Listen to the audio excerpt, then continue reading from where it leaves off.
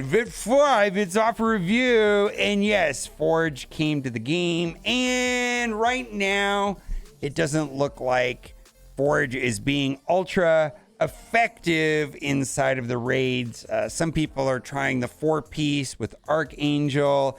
And I had one person say that it's working well and another person saying it's not working well. It feels like we're going to need Sunspot. If there's a way of making the 4-piece of the Extreme X-Men work well in raids, I will post a video, let you know how it goes. But for right now, it doesn't feel like it's working. And we're doing ISO healer. Some people might do striker, but I'm going to start off with healer. Maybe I will switch to striker later, but for now, I think that it's important for Sunspot to have access to the striker and hit vulnerable as much as possible. Now, there's kind of a back-to-back spending event. These sparklers, if you buy them with ultra cores, you can participate in the grand countdown event. And this looks to be very similar to that of the snow globes in the winter gala solstice, whatever that event, but it's back-to-back spending events. And I know a lot of people are going to ask about how do you participate in this event? How do you get that? Well, you don't. How do you get the sparklers? You don't. You spend money. And it feels kind of bad. Wanted to read this post about it. Grand countdown event. So they're ending the year with a back-to-back spending events. Amazing.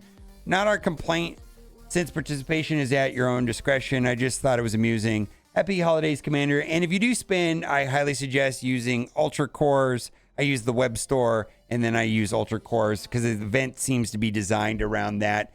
And if you watched my video from before, I did open a Mega Gold Orb, and I opened a Diamond Dawn Orb and a Diamond Orb.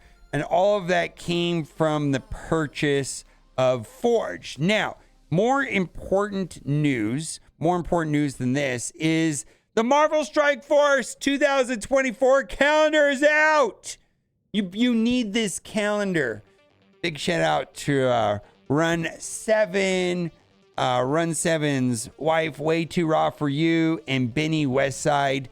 Honorable mentions, Cleaning Agent, and so on. Everybody here, I would say I don't know everybody's avatars. Walt, Zero Cool Cow, Zero Cool Gamer. I don't know who that is. Well, maybe I will. That's Cleaning Agent, right?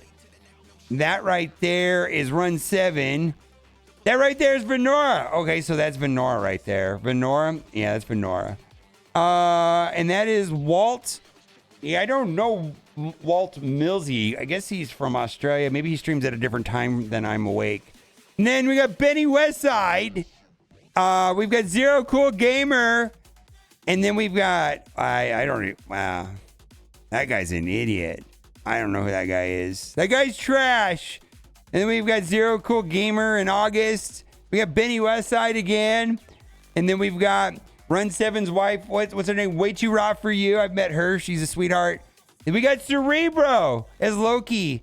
And then we've got Zero Cool Gamer coming again as Apocalypse. Probably the best calendar I've ever seen in my entire life, with the exception of this guy. That guy's trash. Came back after 2 years. I like this post because this person didn't play the game for 2 years, and his thoughts are kind of an eye-opener, in my opinion. Here are 10 reflections. Glad to see there are not 5 more game modes. Cosmic Crucible and the Horseman Scourges were new when I left. RTA and PvP were contentious. Glad to see that all got ironed out. Red stars galore. Seems like not having 7 red stars is a penalty now, and all the diamonds are totally blue stars we all once joked about. 1000%. Incursion is rad. Campaign nodes and raids really dole out the rewards. Luckily, a bunch of former alliance mates still together and had room for us to join and get carried. Hopefully I can get my Extreme X-Men up and beat a node or two. Hard campaigns are legit improvements. Not as much as Incursion, but nice to be able to farm some of the tunes I missed and needed. So he's talking about the node farming being significantly better for yellow stars, right?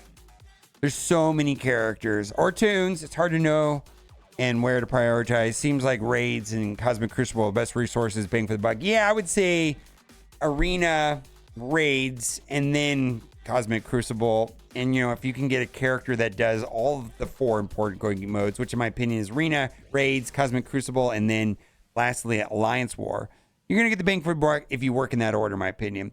I'm surprised there's only been one more Dark Dimension, and it looks impossibly far away, given I just got my first Gear Tier 16. Gear Tier 16, the manufactured hyper scarcity of uniques, is definitely one of the reasons I left, and it could be the reason I drop out again. We'll see. Well, the other thing, too, is that we had Apocalypse, which was a year-long event. And so Dark Dimension 7 is around the corner. So we didn't get, I don't know, Apocalypse. We got Apocalypse instead of, like, what was that? Dark Dimension 5.5, I guess? I don't know. How have Alpha, Beta, Gamma, and Challenges not been improved one bit? This is a travesty, actually. They said they're going to redo challenges, right? That was in one of the posts from not that long ago. So we're supposed to be getting new posts, and there was a data mine. So I'm expecting that to be sooner than later. I wouldn't be surprised if that was in the next 2 weeks. Hopefully. It's definitely the worst part of the game, especially when compared to the end of year rewards we're getting. These kits, so many tunes, and so many more layers of kit functions, actions. I don't think I'll be as good as about matches as I used to be. I literally had every team comp and kits and best matchups memorized. Now I can't even tell Rebirth from Invaders. I'm super impressed by how many of you are still dedicated to dominating. Seeing Fate's Fury on the top of the DD6 leaderboard was cool. Where did Tabano Mac go? Wow. He's gone. That's a story, right? Kind of wish there were multiple servers where you could reset, restore purchases, and start all over again. Like a blip type of thing, a couple of years. Times a year where we could opt to refresh it all. I don't want to start from scratch entirely, but we consider all of it money I've spent were available as in-game credit. I'm going through that right now in Dragonair, and I'm not sure if I like server resets. Jury's still out as far as I'm concerned, but so far it's been okay in Dragonair. I know other games do that, but I don't know if it makes sense for Marvel Strike Force being a hero correctly. Is it worth putting diamonds on Apocalypse teams?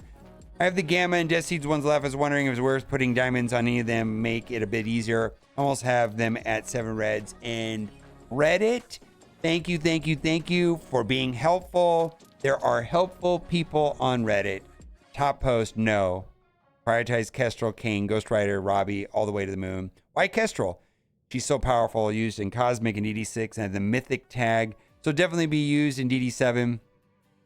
Still a fantastic care and great plugin with their defense down pings. And Mythic tag is going to be the DD6 and Apocalypse characters. So that's going to include Ultron, Ultimus, Kestrel, Doom, Dormammu, Apocalypse, and Super Skrull are going to be used on the last 2 nodes. And they're going to get a Mythic tag, and that's going to be for Dark Dimension 7. And the one thing that might be a problem we'll have to see, and please don't do a lot before we know, is that Doom and Dormammu have the same unique piece. I'm imagining that's going to be a problem. People are going to have to make a decision. There's also an opportunity, perhaps. There's going to be a rework on Ultimus, but I wouldn't hold my breath. But for me, I have been going crazy on Kestrel. I got really lucky the other day, and I already had to upgrade Kestrel to a certain extent for getting Apocalypse, but now with the usefulness of the Pegasus team, I'm very comfortable with upgrading Kestrel as high as possible. I took her to Blue ISO 5. Well, I had to. I took her to Gear Tier 18, and then I got randomly lucky that I got a 3 diamond on her. So I'm a big fan of this list right now. Also, scope leading marketing rookie mistakes, and I'll read this and I'll give my thoughts. It's the holiday season, not offering sales of high demand character shards, diamond promotions of any level, reduced pricing, existing deal package, creating holiday specific deal packages, selling as profit towards development and continuing longevity of the product. Your customers see that and react accordingly. I'm sure you want revenue to continue. They're not making effort to keep up with your marketing customer base. They're losing out on marketing money, right? I do think there is a missed opportunity with holiday season. Maybe we'll have something around the first of the year. I'm not really sure. It feels like to me that there were better deals around Black Friday and Cyber Monday and so on. Now, I got to give a shout out to Baka for making the Strike Pass spreadsheet. And the reason why I want to talk about this is that there's 4 a month and they're $20 a piece, so $80 total. kind of pricey. So you can see that one. This one here, we got a little bit more extra gear tier 18 orbs. We got less character shards. We got a little bit more teal basic catalyst, or the augmented basic catalyst right there. And then we got less origin gear, teal origin gear, which actually that's something I really am struggling with, specifically Bio and Mystic. But anyways, if you're going to spend $80 on this game, I feel like the battle passes, the strike pass and the battle pass are going to be the place to start. Then we've got total of 2 7s, 1 6, and then we got some 4s and 5s for $15. Not super thrilling.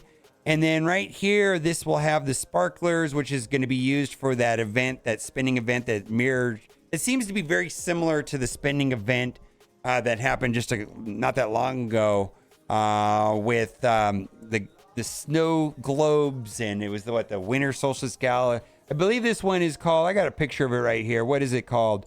The Grand Countdown. All right, so that's the sparklers right there. But I think if you've purchased the battle passes and you're still in the market for dark promos, this does have a reasonable amount. Not as much as the battle pass. I believe the battle pass has over 3,000, which one of the battle passes has promo credits, and I think that's a better deal if you're just looking for that. But if you've already bought that and you want some more, you can get 8.5 million gold, 1 million dark promos. Then we got gold promotion credits and the sparklers, right? We got holiday helpers, which this might be a reasonable offer if this helps you take each one of these characters up a star. We got Mockingbird and Ronin. We've got an Elite 7, and we got some more sparklers. And then we've got the direct to 7 with Photon and some sparklers for $10, which is an okay offer. And then this right here for $10. I don't know how I feel about it, but I think this is okay. But typically for $10, you get 750 power cores.